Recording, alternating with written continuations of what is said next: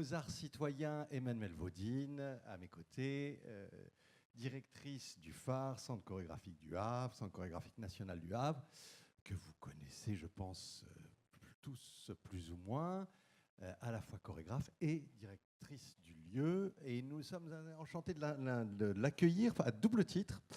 D'abord parce que ça entre dans notre cycle aux Arts Citoyens, de ces rencontres que nous faisons ici au FITS, et parce que moi j'étais très attaché à l'idée de pouvoir avoir le discours d'une directrice ou d'un directeur de Centre chorégraphique national qui sera suivi pas loin du tout le 14 janvier par un autre discours de David Bobet, directeur du Centre dramatique national de Rouen, qui sont à la fois bien évidemment tous deux des créateurs, l'une est chorégraphe, l'autre est metteur en scène, et tous deux des directeurs de lieux, et donc de qu'est-ce que c'est que de faire vivre un centre chorégraphique national, un centre dramatique national sur un territoire, qu'est-ce que ça veut dire, quels engagements, etc. C'est au titre de tous ces engagements-là que nous trouvions intéressant d'inviter Emmanuelle Vaudine ce soir, bien évidemment, et au titre d'un autre engagement qui est le nouveau spectacle qu'elle vient de créer tout récemment, tout fraîchement, il y a quelques jours, même pas quelques semaines, Cocagne, qui sera programmé dans le cadre du festival Fahrenheit en partenariat avec le Volcan en janvier. Donc voilà, et Cocagne, c'est pas un virage, mais on va commencer par ça, hein, un nouvel engagement esthétique, un nouvel engagement formel, un nouvel engagement à plein d'endroits, Emmanuelle, et j'aimerais bien juste que tu nous dises un petit peu dans quel contexte tu situes cette création, parce qu'elle va nous permettre de ramener à ce qui fait le cœur de nos préoccupations ici aux Arts Citoyens, qui est l'engagement d'un artiste. Comment tu situes le travail que tu as entamé sur Cocagne, qu'on verra ici dans un mois et des brouettes, un mois et demi? Voilà, un petit peu le contexte par rapport à ton BookTok que tu avais créé. Est-ce que tu as suivi la même ligne? Est-ce que tu en es sorti? Est-ce que tu as eu envie d'aller vers une narration? Quelle narration? Enfin voilà, je te laisse la parole déjà pour nous éclairer là-dessus. Merci, bonsoir. Alors, oui, Cocagne, quand même, le virage a été abordé il y a déjà quelques petites années, allez, on va dire 4 ans, avec Tombouctou déjà vu, que peut-être vous avez déjà vu d'ailleurs, qui était une pièce autour d'une communauté et du vivre ensemble, voilà, et qui fonctionnait, on va dire, dans une sorte de huis clos. Et puis là, pour Cocagne, qui reprend un peu la question de la communauté, mais sous un autre angle, j'avais envie d'un travail formellement totalement opposé à Tombouctou. Dans Tombouctou, on voyait une communauté se déplacer d'abord dans un huis clos et dans un espace fermé, une communauté en prise avec elle-même, dans laquelle le spectateur se retrouvait peut-être un peu exclu, enfin volontairement exclu, c'est-à-dire que c'est un peu comme s'il regardait cette communauté vivre dans une maison ou dans un espace clos. Et je m'étais dit, tiens, mais en fait, j'ai carrément envie de faire un travail formel qui soit à l'opposé de ce huis clos et qui soit un travail autour de la frontalité. Donc cette fois, l'idée que cette communauté va regarder systématiquement les spectateurs, le public. Voilà. Et pour traiter ce désir de frontalité, très rapidement, je suis tombée sur la question de la représentation, voilà, qui est un vaste mot avec lequel j'ai dû me battre assez longtemps pour essayer de trouver la substance qui m'intéressait à l'intérieur de la question de la représentation, bien que de manière très, on va dire, prosaïque, j'ai essayé de traiter dans cette question de la représentation, on va dire les 3 grands sens de la représentation, à savoir nous faire connaître les choses telles qu'elles sont, ou rendre présente une chose absente, être en représentation, voilà, ou agir à la place de quelqu'un. Donc tous ces différents sens de la question de la représentation, on va dire, sont au cœur de la pièce. Mais très vite, je suis tombée sur une chose qui a été un élément déclencheur important, qui sont les Ménines, le tableau de Velázquez peint en 1656, qui est le tableau, on va dire, de l'histoire de l'art, qui est peut-être le plus représentatif de la question de la représentation, dans son sens le plus, on va dire, le plus complexe, puisque c'est un tableau qui, bon, alors c'est vraiment la Joconde du Prado, quoi. C'est la Joconde espagnole, hein, c'est vraiment hyper connu comme tableau, et c'est le tableau qui, dans l'histoire de l'art, a sans doute généré le plus grand nombre de commentaires, d'essais, de questionnements. Qui regarde qui et qu'est-ce qui regarde quoi. Voilà, donc relation triangulaire. On a un tableau qui effectivement d'abord a été, alors par exemple, très très vite après 1656, le premier à refaire un tableau à partir des Ménines, c'est Goya, donc très très peu de temps après. Et puis après, au fur et à mesure des années et des siècles, c'est 1656, il y a toujours eu des artistes qui ont questionné ce tableau. Donc Picasso a fait 57 Ménines, jusqu'à aujourd'hui encore, où là on a Thomas Strauss qui fait encore une photographie à partir des Ménines. Alors la mise en abîme de la mise en abîme, puisque voilà, on est vraiment sur une photo où on a des étudiants qui sont en train de dessiner les Ménines. Ou en tout cas on l'imagine. Donc je reviens en arrière sur ce, je vais trop vite, sur ce tableau où Velázquez est en train, effectivement, on a l'infante qui est devant et qui est entourée de personnages. Et on a à la gauche Velázquez qui est en train de peindre un tableau. Et on ne sait pas s'il est en train de vous peindre, de nous peindre, ou s'il est en train de peindre le roi et la reine que l'on voit dans le miroir au fond, qui serait donc à notre place. Donc il y a toute une espèce de relation comme ça, où on ne sait pas qui voit qui et qui regarde qui. Il y a même eu des questions, je me permets de t'interrompre, parce qu'il y a eu même des questions si le miroir ne regarderait pas déjà le tableau en train de se faire. Voilà. Et alors en fait, ce tableau-là que j'ai regardé comme ça, sans doute en tapant le mot représentation, parce que je ne m'en rappelle plus, a commencé à m'interroger. J'ai donc basculé sur des analyses des Ménines. Donc je suis tombée sur l'analyse de Michel Foucault dans Les mots et les choses, qui est la première analyse des Ménines, qui fait une brillante analyse de ce tableau avec tout un scénario de la signification de ce tableau. Analyse qui est défaite ensuite bien plus tard par Daniel Arras, qui dit mais c'est brillantissime comme analyse et c'est magnifique d'un point de vue philosophique, mais c'est totalement faux d'un point de vue historique, puisqu'en fait on s'est aperçu que l'infante, au tout départ, ce tableau avait été peint et on donnait un sceptre à l'infante pour qu'elle soit, puisqu'elle était censée prendre la succession. Sauf qu'entre-temps, un petit frère est né et que donc il a détrôné la demoiselle et que donc on a refilé son tableau à Velázquez en lui disant bah là ça va plus du tout, donc il faut repeindre. Donc c'est à ce moment-là que Velázquez s'est peint pour recouvrir la version initiale qui n'était pas celle-là.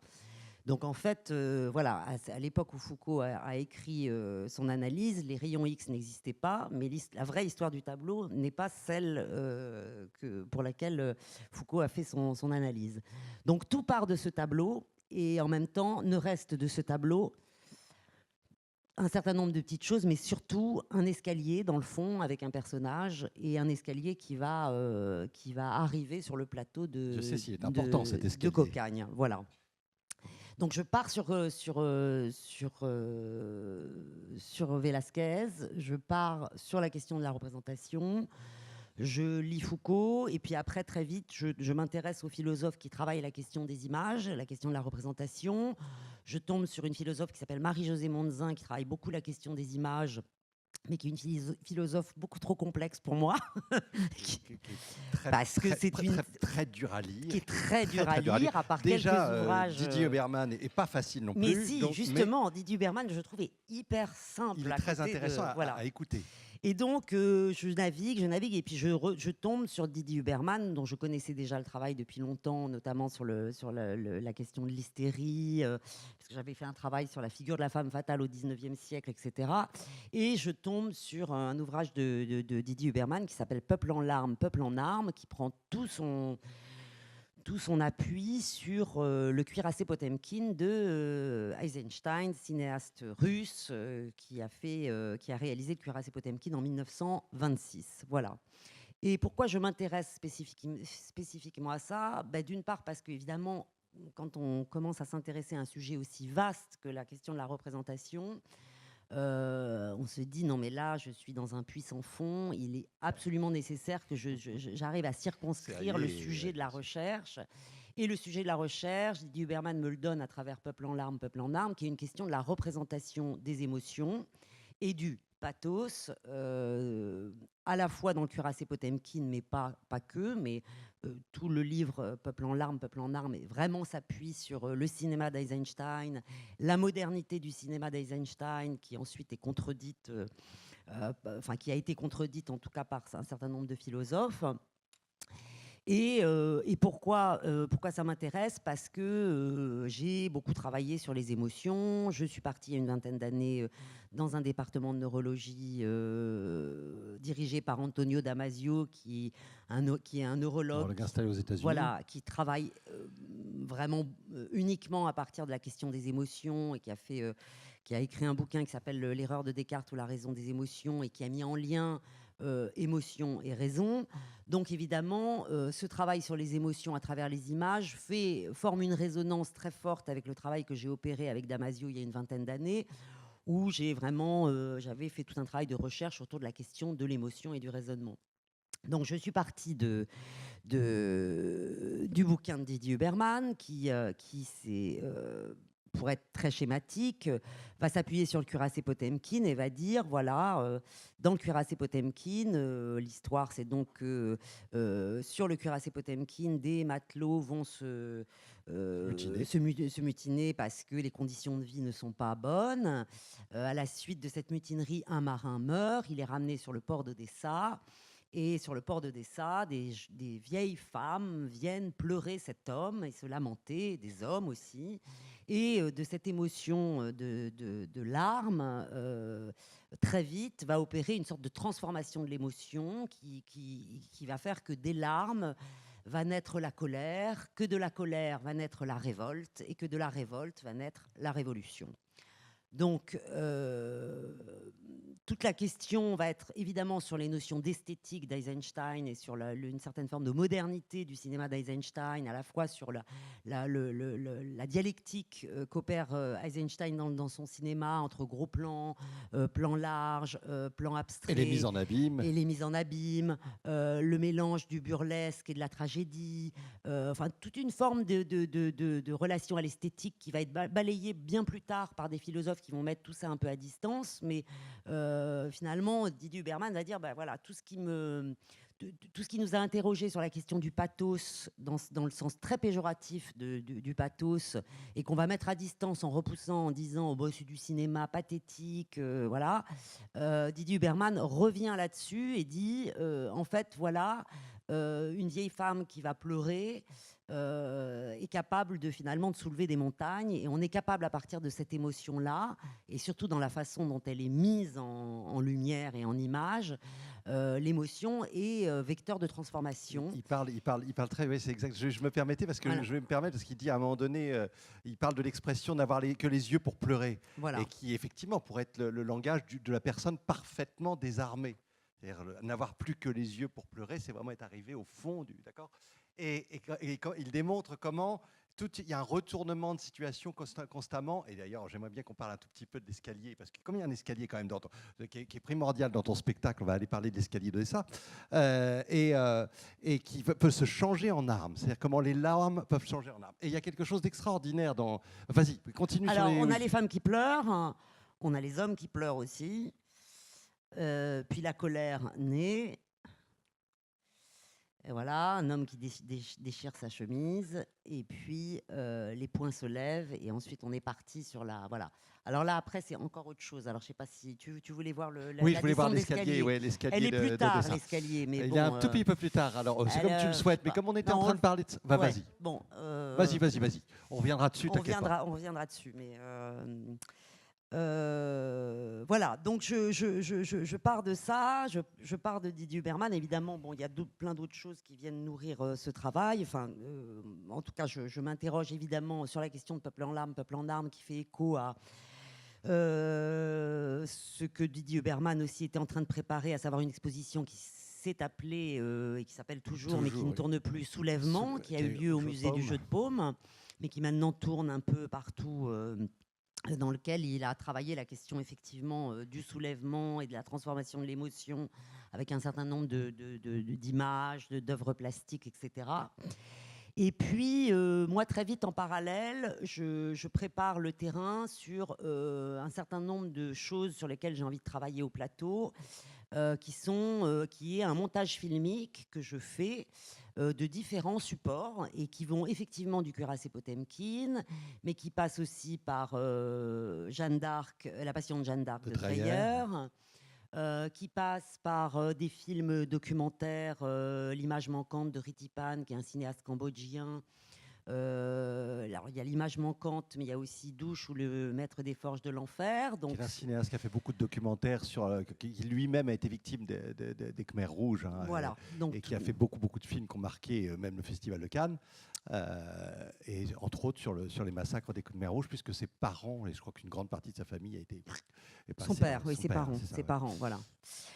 Qui passe aussi par un film de fiction un peu documentaire qui s'appelle Holy Hell, sur une secte. Alors ça, c'est un film très contemporain, ça date de 2016, sur une secte californienne qui s'appelle la secte de Buddhafield. Par Blow Up de Michelangelo Antonioni aussi, qui est un film de fiction de 1966, je crois. Et je fais une sorte de montage comme ça, filmique, que je présente, et puis d'autres images aussi tirées du net. Enfin, je fais une sorte de montage. Et donc de libre association, parce que qui dit montage dit libre association, parce que quand on cale des images les unes entre les autres, forcément on crée des associations plus ou moins libres. Et donc je présente ce film que j'ai monté de 30 minutes aux danseurs. Donc là je vais vous montrer les sources. Donc il y avait aussi l'histoire de cinéma de Godard, où là on reconnaît à la fois Goya et puis derrière c'est monté dans l'histoire du cinéma, donc c'est plusieurs films. L'histoire du cinéma, là, il y a un montage qu'il fait entre des prisonniers juifs qui sont en train de jouer de la musique, qui sont tous musiciens, qui sont en train de jouer avec une image de Goya. Alors, la fameuse escalier. Alors, ce qui est important, je me permets de t'arrêter 2 secondes, parce que dans cette scène-là, donc, puisque l'armée charge, hein, c'est donc la scène, le cuirassé Potemkin est revenu à Odessa, a déchargé donc ce cadavre, essaie de négocier avec la ville, et donc du coup, l'armée du tsar charge. Il y a cette fameuse descente où il y a un mouvement énorme de foule, où l'armée tire dans les escaliers sur la foule en larmes et en pleurs et en fuite. Et tout d'un coup, il y a un effet de contre-champ avec une mère qui perd son enfant, l'enfant est tué, et qui prend l'enfant dans ses bras et qui remonte le courant de l'histoire en marche, pour aller défier l'histoire en marche. C'est-à-dire comment l'intime, et c'est là où on va en venir, moi je trouve que c'est très intéressant dans ton spectacle, c'est la création de la mise en œuvre des émotions exacerbées. Comment tout d'un coup, c'est ce contre-courant, ce contre-champ, et d'ailleurs Eisenstein s'amuse pendant tout le film à filmer d'une certaine manière le mouvement de foule pour filmer en contre-champ, voire en surplomb, l'individu se rebellant, entrant des larmes en armes. Hein, cette mère qui remonte l'escalier à contre-champ, comme je vous dis, comme le saumon qui fraye pour remonter, qui suce jusqu'au bout pour remonter jusqu'à la source du mal, la source de l'histoire, la source du point focal de l'histoire. Et c'est ça qui est passionnant dans cette scène, et je trouve que dans ton spectacle, ça a un rôle, enfin, c'est très personnel que je te dis, mais c'est un rôle fondamental de cette montée-descente sans fin et de cette exacerbation des émotions dans ton spectacle. On va y venir peut-être. Oui, voilà. Oui. Alors, juste pour finir de vous présenter, donc Jeanne d'Arc, Dreyer, avec tout un travail évidemment sur le visage de l'actrice et sur ses larmes au moment où on lui demande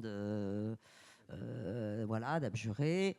Ritipan, L'image manquante, avec toutes ces images d'archives incroyables où des milliers de Cambodgiens traversent des terres avec des cailloux.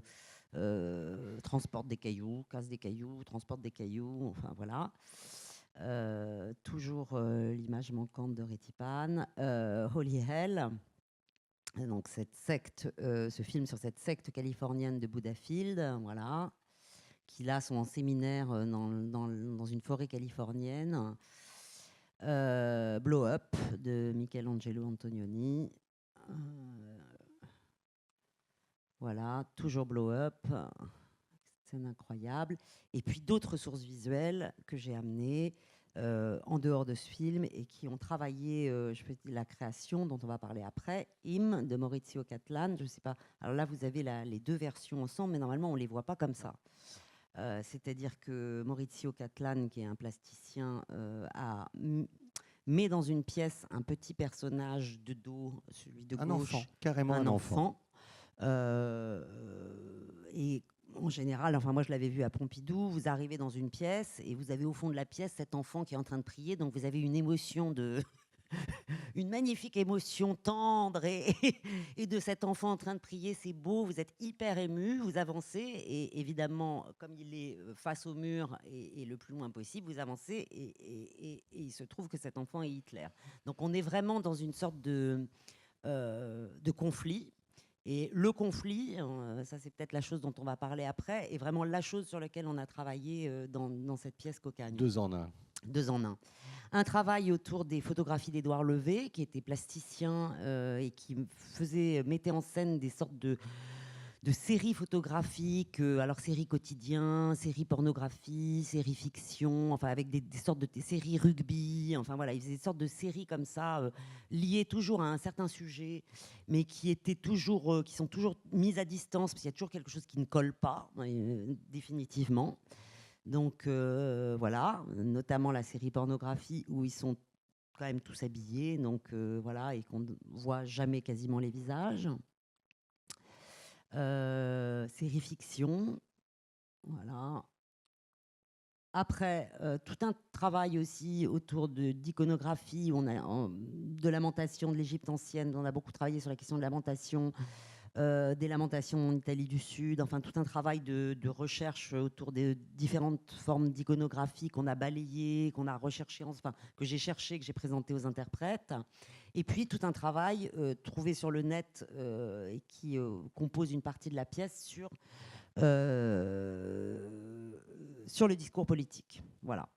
Alors, le discours politique, on ne dit pas qui c'est parce que je l'ai flouté, parce que je fais des associations qui ne sont pas toujours... Voilà. Donc j'ai flouté les personnages parce que voilà, en fait c'est plus la question à la fois de la gestuelle, mais on a beaucoup travaillé sur de la posture. Donc on a regardé beaucoup de vidéos sur à la fois des discours actuels, anciens, historiques. Les danseurs ont appris notamment un fragment du discours de Nuremberg de Hitler qui est assez éloquent. Puis des choses sur les communications non verbales, enfin des films sur les communications non verbales, sur les gestes qui ont des significations très très précises. Voilà, donc on a beaucoup travaillé là-dessus. Et puis Mussolini aussi. Voilà. Et puis d'autres images, évidemment, qui nous arrivent et que vous connaissez tous, hein, qui sont des images qui nous ont tous laissés sans voix, voilà. Mais pour certains, il y a eu des choses qui ont été faites, comme Ai Weiwei, qui voilà, s'est mis en scène derrière ça. Donc, bon, je présente ça parce que, évidemment, Cocagne, c'est tout ça. C'est voilà, ce mélange. C'est-à-dire tout ce riche matériau, voilà. Cette énorme collection de matériaux. Les enfants d'Assad. Les enfants d'Assad. Voilà. Et qui a quand même un fil rouge, à mon sens, je me permets, c'est effectivement questionner, petit 1, l'exacerbation des émotions, petit 2, la frontalité que proposent des danseurs, la frontalité des images, la même chose que la frontalité des danseurs qui s'exposent et n'arrêtent pas de s'exposer à nous. Exactement. Alors le mot exposé est juste, d'ailleurs c'était très drôle parce que pour la première fois je travaille avec un nouvel éclairagiste qui s'appelle Yannick Foissier. Parce que bon, enfin quand même, il faut que je dise un peu ce qui se passe, même obligé, quand même. Un tout petit peu. Alors non, voilà. Donc dans Cocagne, vous avez 9 hommes et femmes mélangés qui vont descendre un escalier central pour déployer un moment de vie. Que tout le monde va pouvoir reconnaître parce qu'il est d'abord, globalement, dans Cocagne, on sait ce qu'on voit. On ne sait pas comment on le voit, ni pourquoi on le voit, ni comment on le voit, mais on peut reconnaître ce qu'on voit. On sait les séquences sont clairement définies. Les séquences sont clairement définies. Alors ça, c'est aussi peut-être un principe presque opposé à Tombouctou, qui demandait vraiment une sorte de lâcher prise pour rentrer dans une forme d'onirisme, de quelque chose qui était quand même très décalé. Dans Cocagne, à la fois le rapport à la frontalité et à la fois le rapport aux séquences qui sont déployées sont très, entre guillemets, reconnaissables. On peut presque leur donner un titre. Chacun peut lui donner le titre qu'il veut, Voilà. s'il a envie. Mais il y a une liberté. Mais en tous les cas, on sait, on se fixe quelque Voilà. chose où on sait, on se dit, moi, j'ai affaire à ça. Voilà. Donc, on déploie des séquences qui ont tout à voir avec une émotion particulière, ou un peu plus tard, des émotions.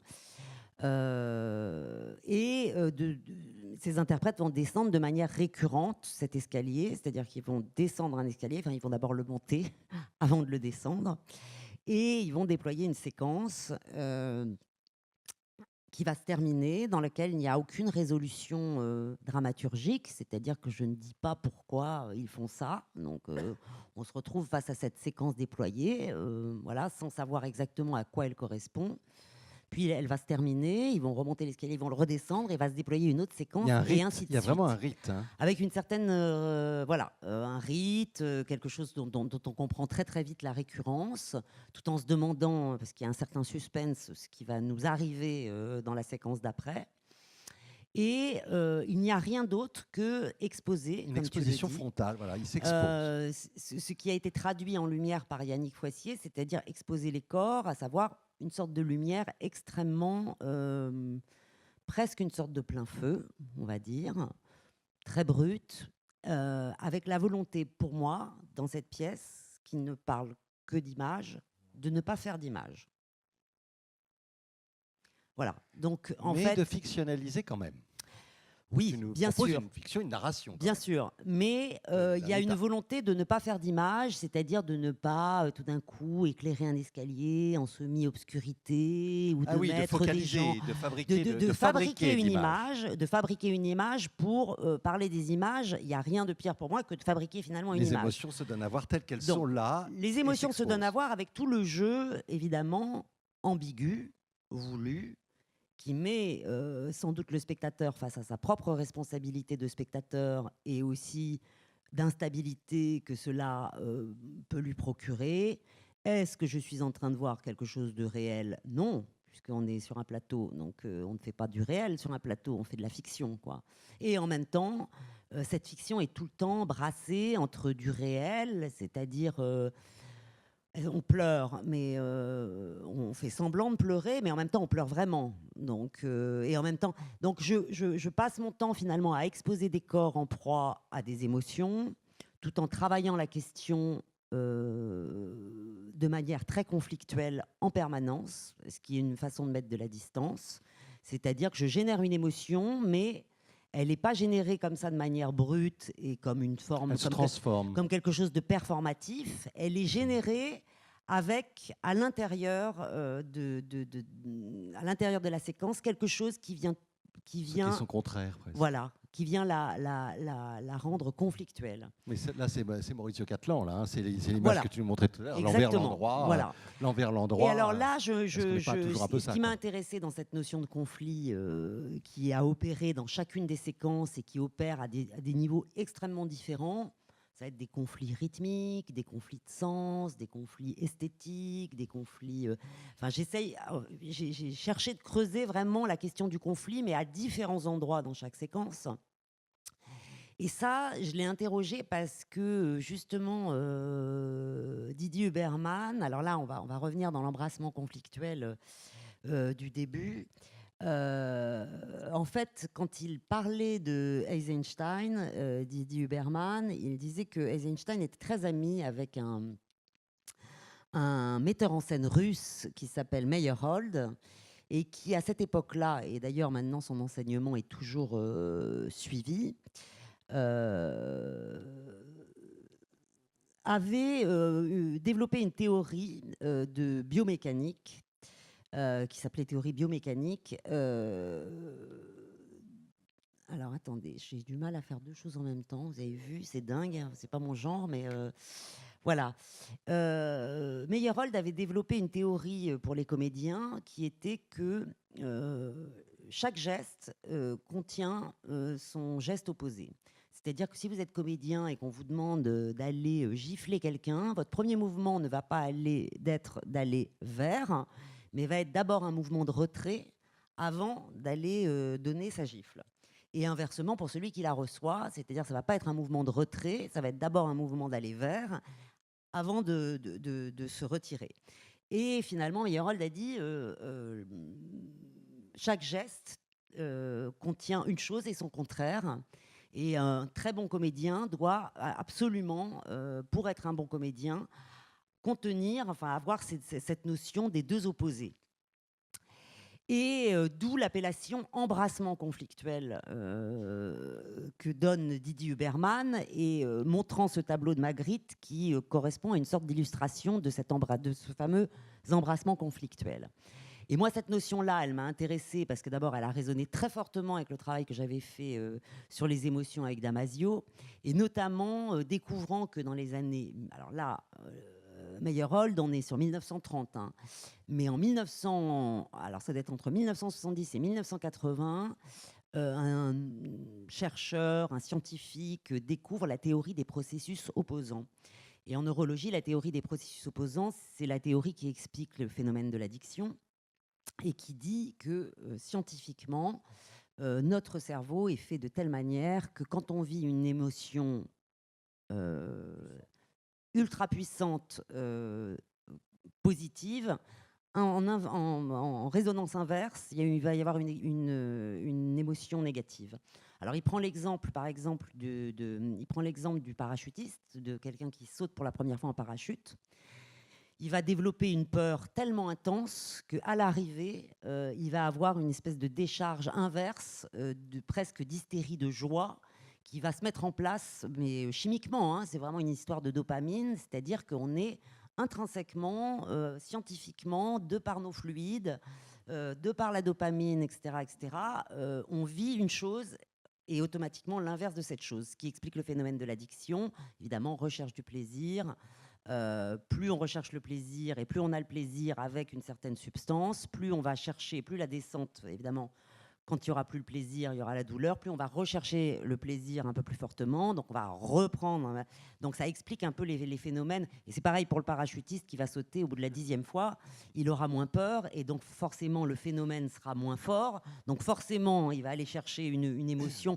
Donc ça vraiment, ça s'explique comme ça. Est-ce que je peux justement me permettre, par rapport à ce que tu es en train de dire là, il y a quelque chose qui m'a frappé moi dans ton travail sur Cocagne, c'est ce sans cesse qu'il y a dans ton spectacle. C'est-à-dire ce sans cesse, tu disais sur le parachutiste, sur l'addict, celui qui a une addiction, c'est ce sans cesse, il faut aller plus loin. Et j'ai toujours l'impression que tes interprètes ne cessent de monter pour ne redescendre, pour refabriquer une émotion, pour l'incarner, pour aller le refabriquer. Et j'ai eu ce sentiment d'une espèce de fabrication ou de transformation, mais qui était dans le sans cesse, comme si ça ne pouvait pas ne pas se faire sans cette réitération. Et d'ailleurs, la musique est très très compresseur comme ça, tu vois. Oui, non, mais alors après, alors il y a non, mais tout à fait. Alors après, moi, je veux dire sur cette question de gestes contraires et de conflits. Évidemment, nous, on a toujours travaillé chaque séquence avec cette notion-là. Donc, il y a effectivement une séquence de larmes dans laquelle on a beaucoup travaillé sur la question du rire, et dans la question, évidemment, le rire est contenu dans les larmes, on ne sait plus s'il rit ou s'il pleure, donc on est... Bon, voilà. Ou dans la gestuelle des discours, ou l'envie de convaincre et l'envie de démonter ou de démontrer. Ou de, après, dans la question dans le politique, il y a toujours la version un peu négative aussi de l'affaire. Enfin, chaque séquence, de toute façon, contient sa propre opposition, et qui va... effectivement, du conflit rythmique, audio et visuel, qui va du conflit de sens, qui va de la tragédie au burlesque, en associant les deux. Donc on est sans arrêt en train finalement de naviguer d'une chose à l'autre. Et cette idée du sans cesse vient effectivement de l'empilement, quoi. C'est-à-dire que, ouais, c'est ça. Au final, on finit par me demander, mais de quoi parle cette pièce ? Cette pièce parle... il ne s'agit pas uniquement de montrer des émotions pour montrer des émotions, il s'agit évidemment d'un travail sans doute beaucoup plus politique, qui est que faisons-nous des images qui sont proposées ? Qu'est-ce qu'on en fait ? Est-ce qu'on les reproduit ou est-ce qu'on se libère en les incarnant ? Je veux dire, qu'est-ce qu'on fait des enfants d'Assad ? Qu'est-ce qu'on fait de l'image du petit Elan ? Qu'est-ce qu'on fait de toutes ces images que l'on voit ? Comment on les reçoit ? Est-ce que ce sont des images ou pas ? Qu'est-ce que c'est qu'une image, évidemment. Et puis, dans cette idée comme ça de sans cesse et de choses qui viennent, de séquences qui viennent s'accumuler, dans cette accumulation, qu'est-ce que ça dit de notre soumission aux images, de notre aliénation aux images et de l'aliénation aussi des corps à tout ça. Voilà. Et pour les interprètes, on a le sentiment qu'à chaque fois, ils sont en train de fouiller une émotion en permanence dans une séquence. Le sentiment que j'ai eu, moi, c'est que c'est vraiment des gens qui sont en train non seulement en train d'investir un espace, investir une émotion, et trouver une sorte de libération à travers cette émotion à chaque fois. L'impression que comme s'ils essayaient de trouver un moment d'existence par le corps, dans une émotion donnée, dans une séquence donnée. Oui, alors c'est un petit peu plus. Peut-être que je me plante, mais non, mais en fait, ce qui est curieux, c'est que les choses paraissent à la fois simples et en même temps, quand on les voit, d'ailleurs, les tableaux sont très simples. Enfin, oui, les tableaux sont très simples. Ils sont tellement simples. Moi, je me suis attachée à faire en sorte que ces danseurs et ces comédiens, puisqu'il y a 2 comédiens parmi les 7 danseurs, soient au plus juste de quelque chose qu'on connaît, qu'on a vu, qu'on voit.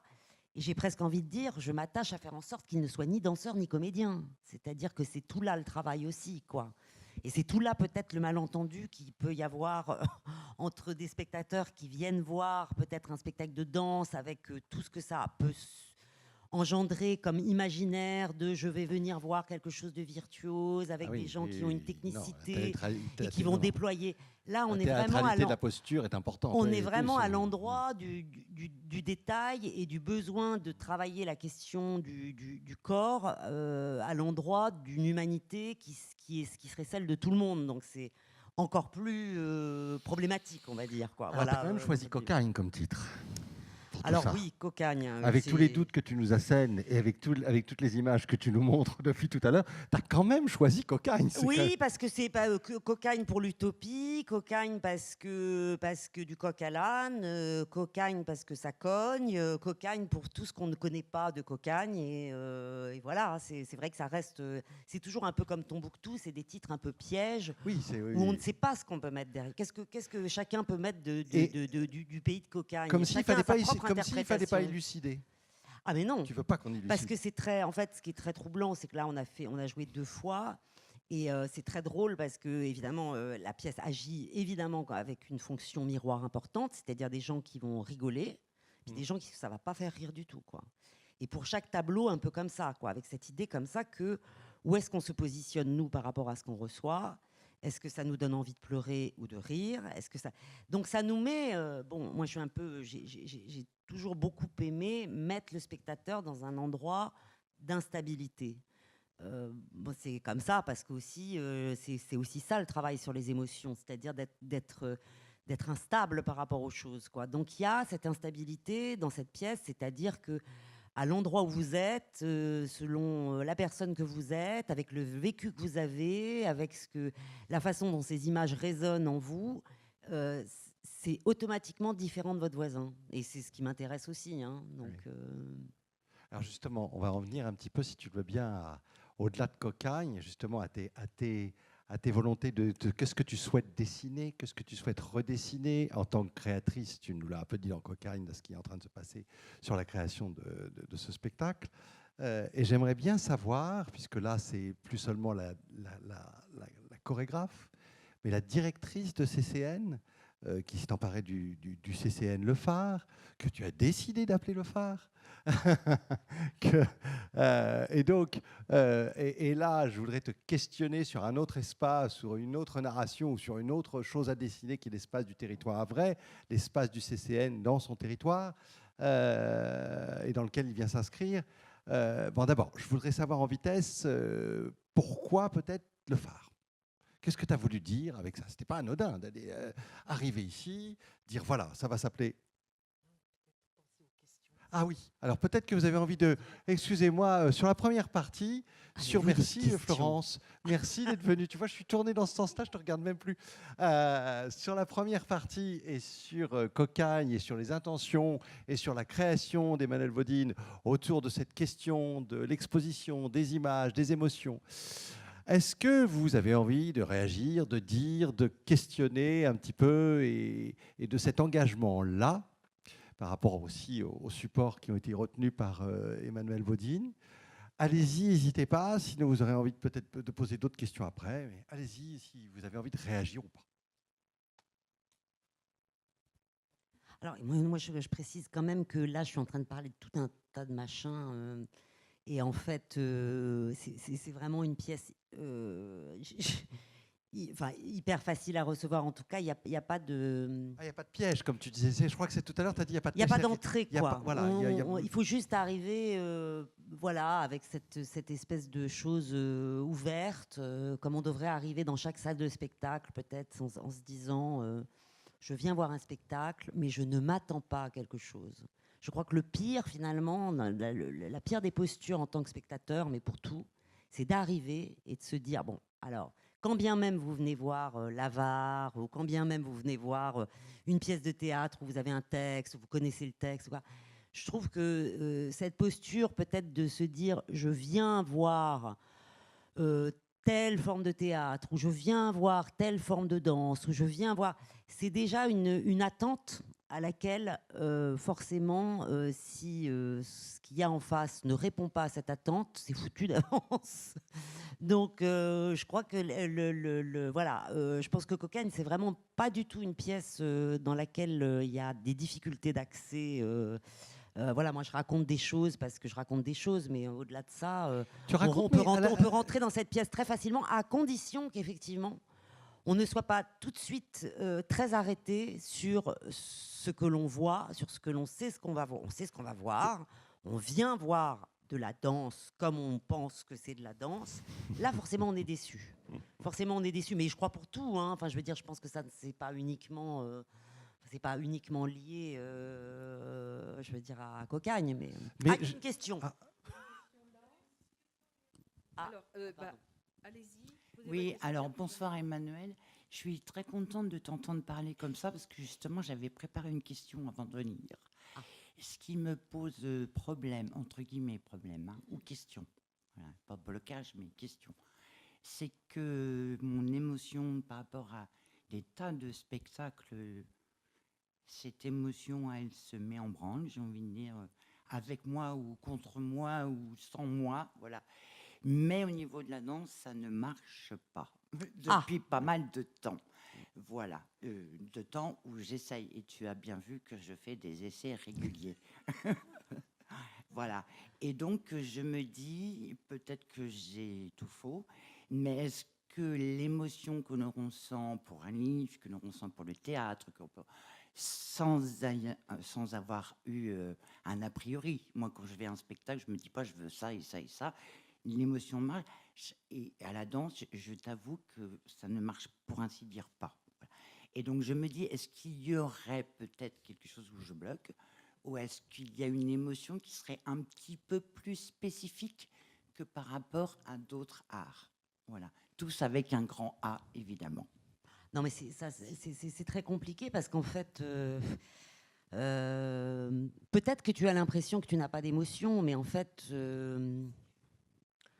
Bon, c'est quand même souvent le cas. Hein. Il y a des gens qui sortent très en colère de spectacles, ils se disent c'est nul, c'est vraiment... Et en même temps, le temps se dépose et au final, des jours après, alors qu'ils ont passé un très bon moment à tel spectacle et que vraiment, c'était un grand moment, tout était super bien. En général, le lendemain, plus personne ne s'en rappelle. Alors que quand on sort parfois contrarié ou en colère d'un spectacle, c'est bien que ça a provoqué une émotion. Ça peut fabriquer des choses. Et que ça fabrique des choses. Et que la fabrication de cette chose-là, qui amène souvent à une réflexion, qui amène... Enfin, c'était amusant parce qu'on avait programmé dans le cadre de Fahrenheit Beat de Maggie Marin, et je me souviens qu'on a reçu des commentaires de gens très, très, très, très, très, très en colère, quoi, mais vraiment, quoi, sur ce spectacle, disant que c'était pas possible de faire un truc pareil, etc. Et bon, voilà, et je répondais de manière très circonstanciée, c'est Maggie Marin, c'est une vision du monde qui, effectivement, n'est pas une vision joyeuse, etc. Oui, mais non. Et en même temps, je me dis, mais c'est génial, quoi. Il est nécessaire de continuer. Ils ont été secoués d'une manière ou d'une autre. Voilà, et évidemment, je crois que d'une certaine manière, et Tombouctou et Cocagne sont sans doute pas des spectacles consensuels. Et en fait, je pense que le consensus ne m'intéresse pas du tout en tant que façon de m'exprimer, quoi. Et en même temps, je ne fais pas non plus des pièces en me disant je veux des pièces non consensuelles. C'est pas ton parti pris de départ, quoi. C'est pas un parti pris de départ, mais c'est qu'à un moment, voilà, quoi, il est nécessaire. Et ça, c'est, je crois, une historienne de l'art qui dit, une historienne, non, de la Révolution qui disait ça. Le consensus, c'est là, je ne retrouverai pas le terme là, mais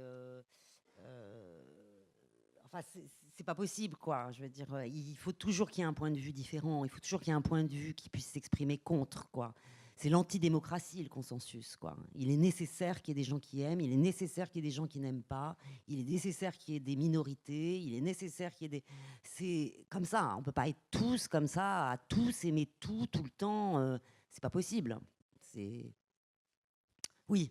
Alors, moi, j'ai une question complètement différente. C'est l'anecdote de travail qui était dite tout à l'heure sur... les interprètes ont été amenés à étudier le langage non verbal. Et ça m'a interpellée parce que ces interprètes, c'est des professionnels, ils ont l'habitude, ils ont une pratique déjà. Ah oui, non, mais là, on a travaillé vraiment sur des gestes de communication non verbale qui sont les gestes que les politiques apprennent pour exprimer une chose plutôt qu'une autre. Alors, on a fait communication verbale et on a fait communication non verbale. Alors, tout ce qui est communication verbale, c'est... mais les Français le savent, Donc souvent, quand un politique vous dit « mais enfin, monsieur machin », les Français le savent. Sous-entendu, ceci est la vérité, puisque les Français le savent. Donc c'est tous les jeux comme ça, voilà, les éléments de langage qui sont travaillés dans le politique, et puis tous les éléments de communication non verbale, qui sont des choses très précises, où on fait des gestes très précis, d'ouverture, de fermeture, pour appuyer une chose, la dire dans l'espace. Donc tout ce qui vient comme ça, appuyer une idée, l'idée d'une communication verbale elle-même étudiée. Donc, voilà. Mais c'est marrant, justement, je me permets de réagir, parce que par rapport à ton spectacle et par rapport à ce que tu disais sur Tombouctou, il y a quand même quelque chose qui m'a frappé. Tu parlais tout à l'heure de frontalité. C'est-à-dire que ton spectacle est d'abord vécu par le spectateur, en tous les cas moi en tant que spectateur, comme une adresse. C'est-à-dire que on s'adresse très clairement à moi. Je suis partie prenante de ce qui est donné à voir, de cette émotion qui m'est balancée de manière on ne peut plus frontale, c'est-à-dire qu'il y a très peu de diagonale, on se barre à un moment donné derrière l'escalier, mais c'est pas, voilà, on revient toujours au devant, et on revient exprimer cette communication par le corps, par le mot, par le rythme, par ce que tu veux, toujours comme une vague qui s'en va, qui revient, qui s'en va et qui s'adresse à moi, en permanence. Oui. Et là, il y a vraiment une adresse dans ton spectacle qui n'y avait pas dans les autres. Ah bah oui, puisque c'était vraiment l'enjeu formel de cette frontalité et de travailler la question du miroir. Qui fait qu'on ne peut pas ne pas réagir, je veux dire. Tu vois, tu disais, c'est marrant parce que tu as entendu des rires, des gens... Oui, bien sûr.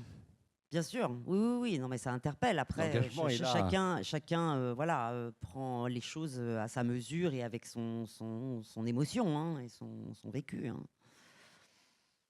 Est-ce qu'il y a... Non Alors du coup, on va revenir un petit peu dans le temps qui nous est imparti là, sur Madame la directrice, non, sur le CCN et sur ton arrivée au Havre et effectivement la direction du CCN. Le phare. Voilà. Le phare, alors, le phare, parce que tout simplement, le CCN, personne ne sait ce que ça veut dire. Il y a trop de CNN, CCN, CND, CDN. Enfin, c'est des initiales qui ne parlent pas et qui, ne parle pas. Et le phare, beaucoup. Ça va parler. Et le phare, on va au volcan, on va au portique, on allait au spot, les Havrais ont toujours été concernés par des choses qui ont du sens aussi. Donc je me suis dit, bon, c'est quand même plus sensé d'appeler ce centre chorégraphique national, CCN, de le baptiser. Alors le phare, évidemment, c'est ce qui est clair, c'est ce qui rayonne, donc c'est... Voilà, on trouvait que c'était un... Donc du coup, qui s'ouvre, qui regarde vers l'extérieur, qui éclaire l'extérieur, qui attire aussi, parce que le phare avait vocation à dire c'est par ici que ça se passe, ou alors pour les pirates, c'était par ici, viens amène la monnaie. Et donc du coup, Il n'empêche que c'est un CCN, il n'empêche que tu as des missions. Alors, très rapidement, tes missions, c'est lesquelles en tant que directrice Alors, de il y a CCN? 19 centres chorégraphiques nationaux en France, répartis sur l'ensemble du territoire. 5 chorégraphiques nationaux sont des ballets, ont donc des danseurs permanents, donc c'est quand même des gros centres chorégraphiques. Et puis les 14 autres sont des plus petits centres chorégraphiques. Voilà. C'est comme les centres dramatiques nationaux, mais on est beaucoup moins nombreux. La particularité de ces labels, puisque ce sont des labels d'État, centres chorégraphiques nationaux, c'est qu'ils sont tous dirigés par des artistes. Voilà. Donc, Ce qui veut dire qu'ils ont une double vocation. double vocation, mission première, création et diffusion de l'artiste qui dirige ces outils-là. Et même chose, par exemple, pour David Bobet, qui a la direction du centre dramatique nationaux. Et ensuite, mission associée. Alors, je le dis parce que tel que c'est rédigé dans le cahier des charges, c'est mission première, création et diffusion de l'artiste directeur. Et mission associée, qui sont tout le travail sur le développement de la culture chorégraphique avec les publics, à la fois dans la ville qui héberge le centre chorégraphique, mais aussi sur l'ensemble du territoire. Soutien à la création chorégraphique du territoire et la création chorégraphique aussi du territoire, de la Normandie, en tout cas de la région, une attention particulière aux artistes et chorégraphes qui sont dans la ville mais dans la région. Soutien plus large à la création chorégraphique sur le territoire national par la mesure Accueil Studio, qui est une enveloppe budgétaire que nous redonnons à des artistes qui viennent en résidence au centre chorégraphique.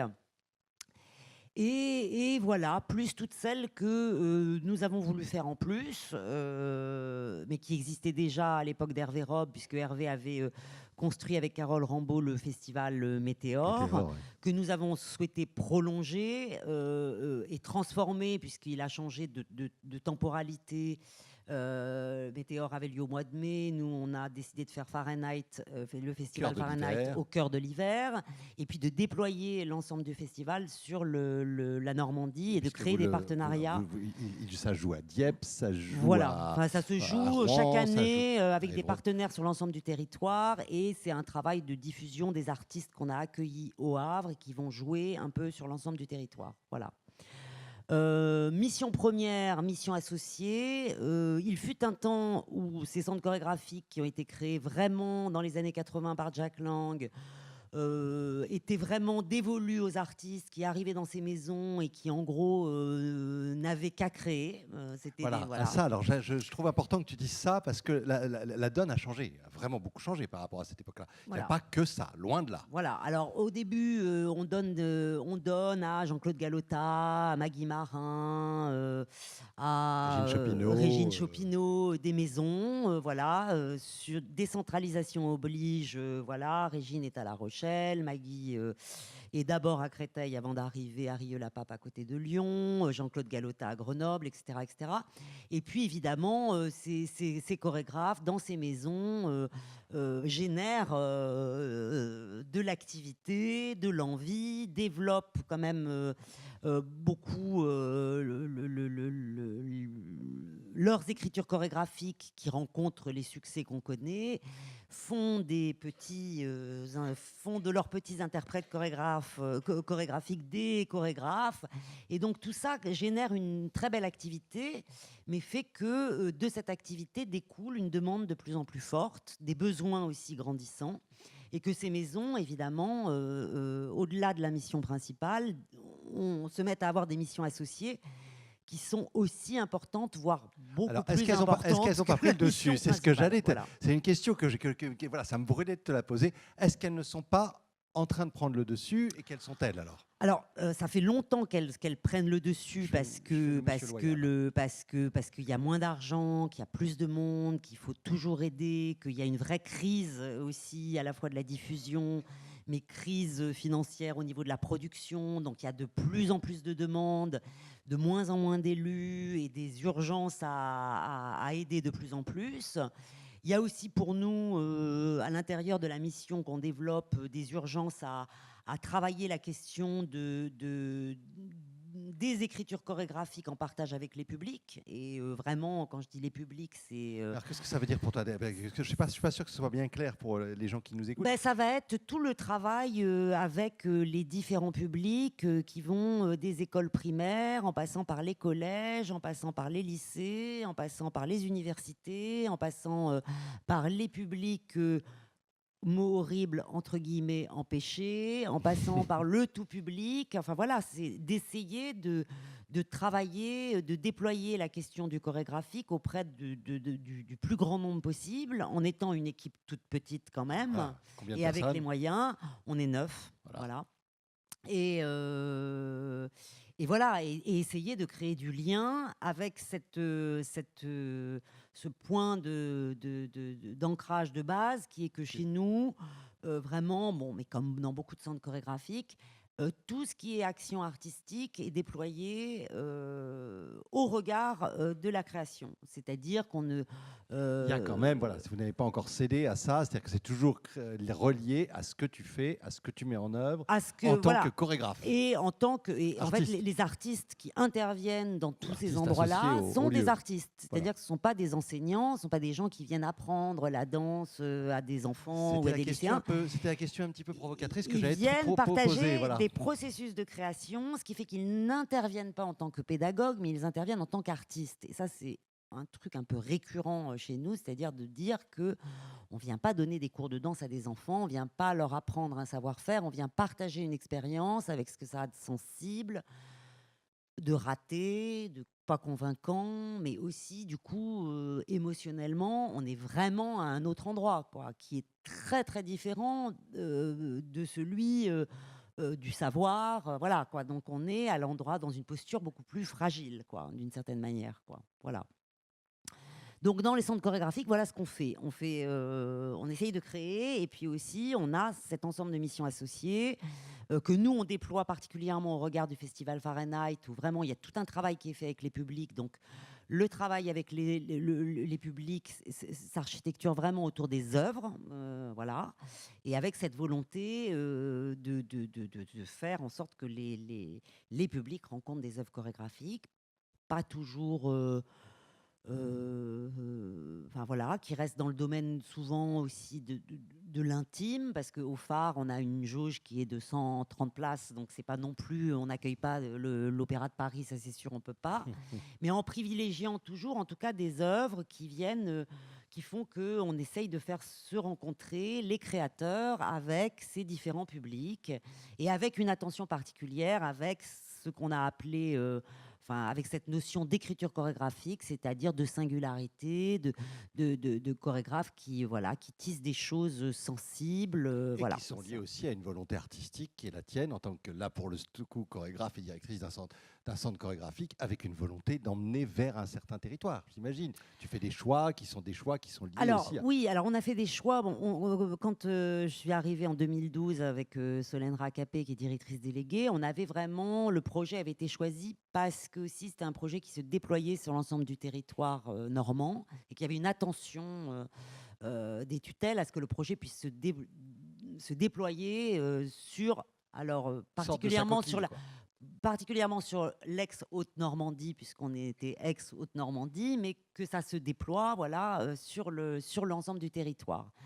Quand on arrive avec un projet comme ça qui doit se développer sur le territoire, donc il y avait de toute façon dans le projet de base un certain nombre d'éléments qui permettaient d'aller dans ce sens-là. Et puis après, on a affaire avec les réalités du territoire, les réalités politiques que nécessite la direction d'une institution.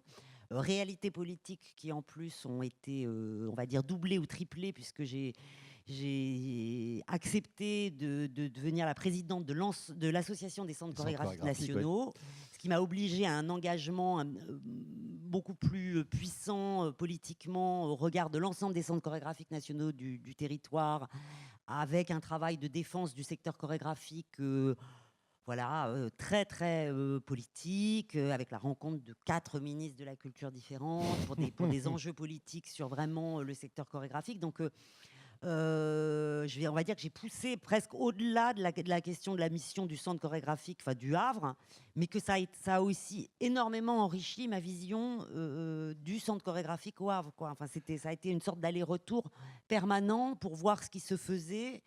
À la fois sur le territoire national, mais évidemment en retour ici au Havre, sur ce territoire, qu'est-ce qu'on faisait, comment on le faisait, voilà. Et puis après, ça a vécu avec le projet, il a évolué aussi au regard de ce qu'on a pu constater, nous, sur le territoire. Sur le territoire du Havre, peut-être, non? Sur le territoire du Havre, mais aussi à l'échelle du chorégraphique sur le territoire normand, la disparition du Festival Automne en Normandie, la paupérisation d'un certain nombre de propositions artistiques qui, quand même, dans un climat très particulier, font qu'on est dans une recherche de consensuel quand même très, très forte et qui fait que nous, on a voulu la prise continuer. de risque Voilà, du coup, on a voulu vraiment continuer à travailler sur la question de la prise de risque et sur la question de... on ne peut pas abonder vers quelque chose vers lequel tout le monde irait naturellement, mais une espèce de volonté, au contraire, de se dire il faut être là pour défendre aussi des artistes qui sont moins exposés, qui ont moins pignon sur rue, mais qui font aussi ce travail avec les publics, qui sont peut-être moins sous les feux de la rampe, mais qui font ce travail de lien avec l'ensemble des publics, qui sont dans les écoles, qui sont dans les lycées, qui sont avec ces publics, entre guillemets, empêchés. Donc, nous aussi, notre volonté, elle est à cet endroit-là, très militante, d'être au plus proche des artistes qui tissent des choses, quoi. Donc, voilà. Est-ce que vous avez envie de réagir compte tenu du fait que vous savez qu'on accueille là ce soir Bouvard et Pécuchet en grande salle et qu'on va devoir libérer le terrain assez vite? Est-ce que vous avez des réactions, des questions? Parce que moi j'ai encore une question à poser à Emmanuel que j'aimerais bien lui poser, mais peut-être que vous avez des questions, des réactions là-dessus, sur la présence du centre chorégraphique, sur la perception que vous en avez, sur voilà. Est-ce que vous voulez réagir? Est-ce que...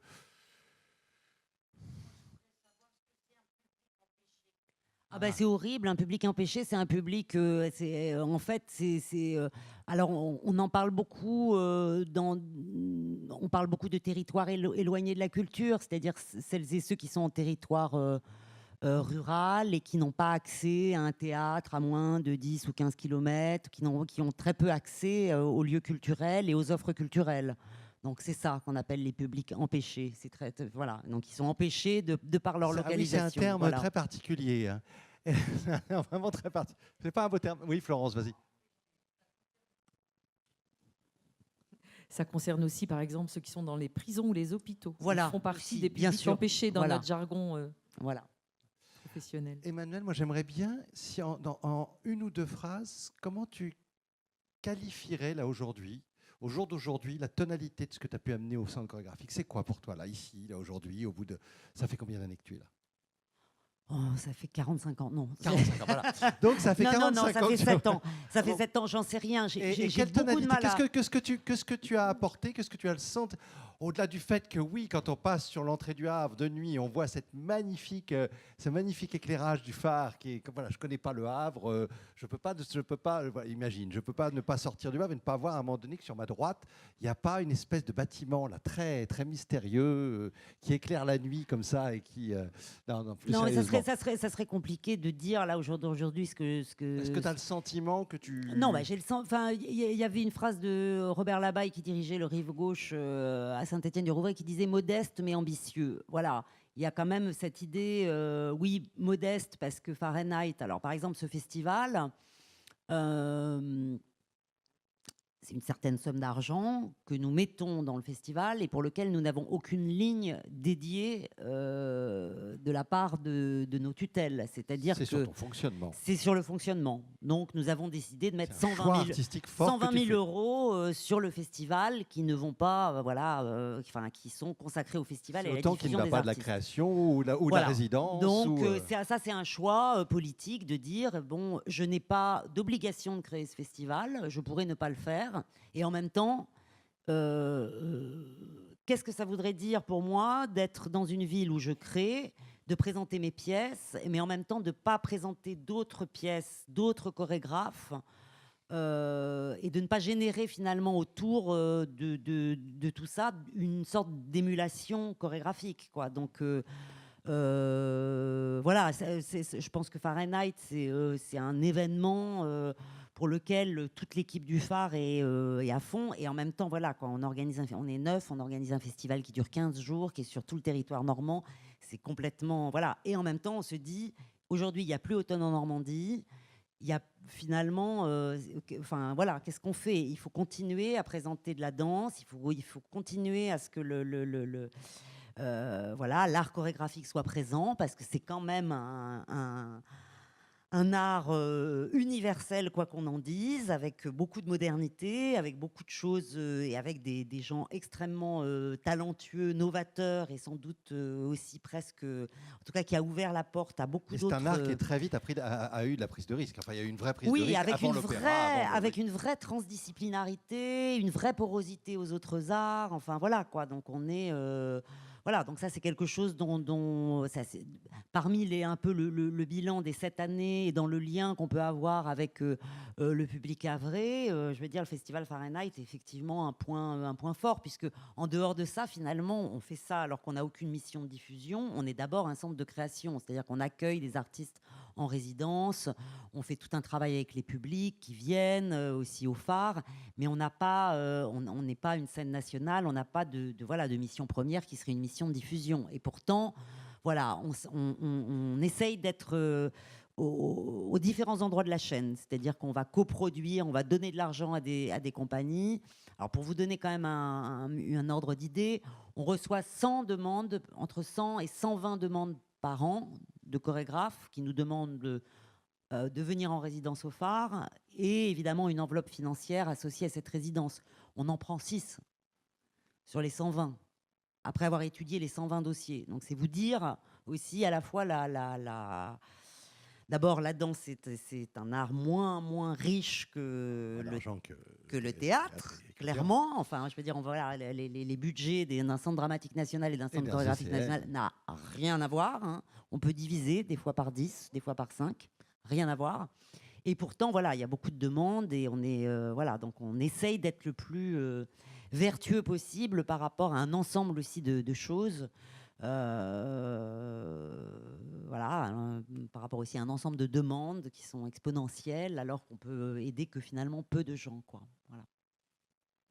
Emmanuel, je crois que compte tenu de l'heure, si vous n'avez pas de réaction, et compte tenu du fait qu'il est 19h15 et que le spectacle commence dans 10 minutes, pour ceux qui... Alors, juste, d'abord, il me reste à te remercier, évidemment, d'avoir joué le jeu aux arts citoyens, de dire que Cocagne donc, sera joué dans le cadre du festival Fahrenheit au phare.